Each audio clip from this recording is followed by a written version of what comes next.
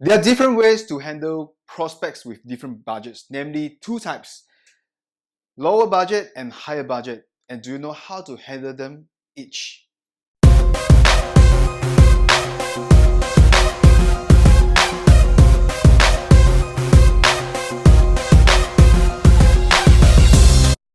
Hi everyone, this is Shen here, and today I'd like to share with you how exactly we can handle two different types of prospects with lower budget and higher budgets.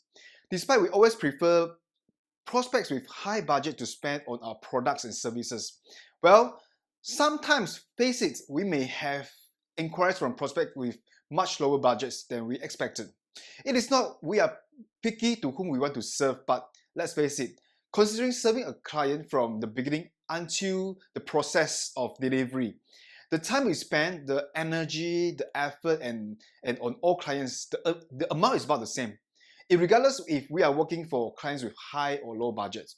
So it is fair to say that and admit that we prefer the base paying clients who could afford our fees, as we wish to charge fees that we deserve. I believe everyone who is in business would think the same. So I would like to share with you the techniques when it comes to money talk. All right, there's a more sensitive part and the difference explaining proposals to two types of prospects, high budget and low budget. So friends, how do we respond to prospects with different budgets, especially the more sensitive issue when it comes to money talk? Regardless how, we have to ensure we don't offend anyone to perform our duty as a professional at the same time. So when we meet our prospect over a proposal or presentations, based on experience, we probably will feel whether this prospect falls into the category of our clientele, whether it is in our niche or not. So how do we handle prospects with different budgets then? If you happen to come across a prospect who doesn't have high budgets and perhaps it is lower than your minimum charges, this is how you handle their expectations. Well, you got to tell them that your price directly in front of them.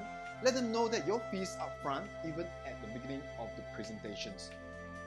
You may politely explain to them the reason of you charging the minimum in your quotations and ask permission if it is within their budget.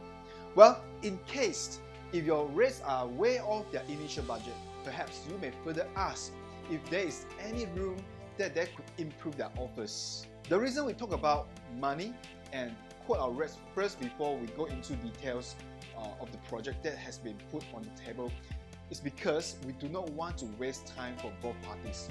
If it is a meeting or proposal that results nothing, it is wiser we be upfront and handle with polite attitude to part ways from the project that might not be realized. So in this case, most prospects would understand from which angle are we coming from, and they would be more than happy to proceed the next search of their ideal photographer or any project manager who would meet their budget. Okay, now what about prospects who could afford much higher for our fees? How do we handle them when we talk about money? Well, unlike the lower budget prospects, we're talking to prospects who could afford much higher budgets that we have proposed could be very different. So over here, we need to leave the money talk until the last agenda before we end the meeting. So what is the reason we are doing this? Why are we doing this, leaving the money talk until the end? Well, this is because we need to create value for the prospects. We need to start building trust first before we go into the money talk. Well, high budget prospects need to know where their money is going to and where their money is going to be invested in and on what purpose. You need to establish a much stronger relationship with these prospects. Hence, this is what we need to do first. First of all, we start a relationship. Find out who they are, find out more of them, their personality, their favorite pastime, for example, even food they like to eat. So this is in order to find similarities in between you and the prospects so you can get connected. Study shows that the bonding is stronger when you have similarities.